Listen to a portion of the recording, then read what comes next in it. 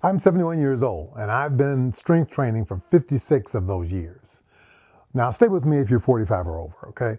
What I've learned, really learned, is that every decade comes with a new learning curve.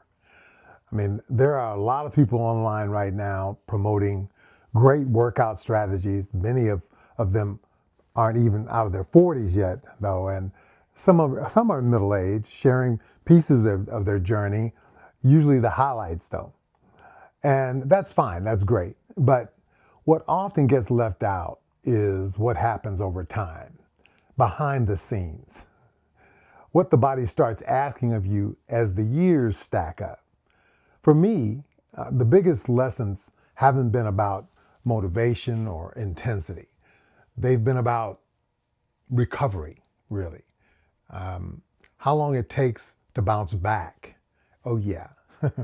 how deeply how deeply what I eat and how I eat affects my training, even the next day.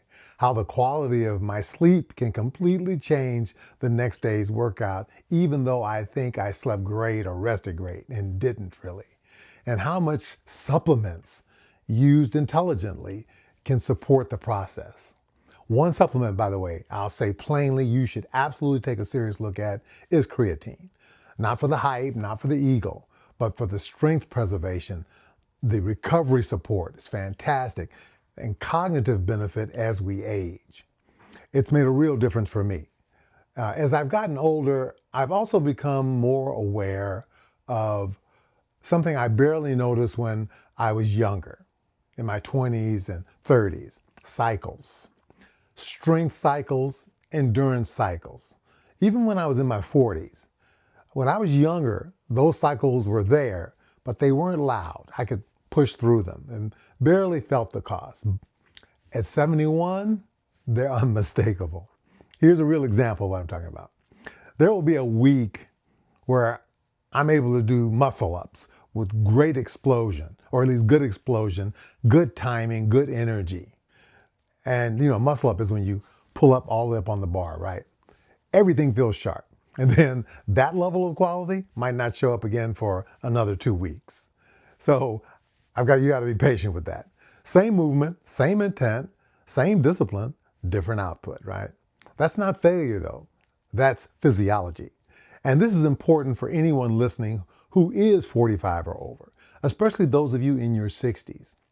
There will be days where even 10 minutes of body weight strength training, which I promote and definitely is a great place to start, but it feels harder than it should. Days where it feels like you're going backward or at best standing still. You're not broken. You're not doing it wrong. And you're not wasting your time. You're living inside a longer arc, is the way I'll call it. Strength after midlife isn't about constant progress. It's about continuity. It's about respecting the signals, adjusting the load, honoring recovery, and still showing up. Because here's the truth a lot of people won't tell you. At this stage of life, the real win isn't how hard you train on your best days. No, no, no. It's that you keep training through the uneven ones. Okay? Some days will feel strong, and some days will feel flat. They just will. Some days will feel like maintenance, and all of them count. So if you're 45 or over and you're questioning whether it's worth it, hear this clearly. Just keep showing up. That consistency, even when progress feels invisible, is what keeps you strong, capable, and independent for the long run. Okay, so look, all I gotta say is you just gotta start. Start with 10 minutes. And if you want help, you want support, follow me, subscribe, make a comment. Also, join my community, the Total Wealth community. I'll put the address on the screen. See you.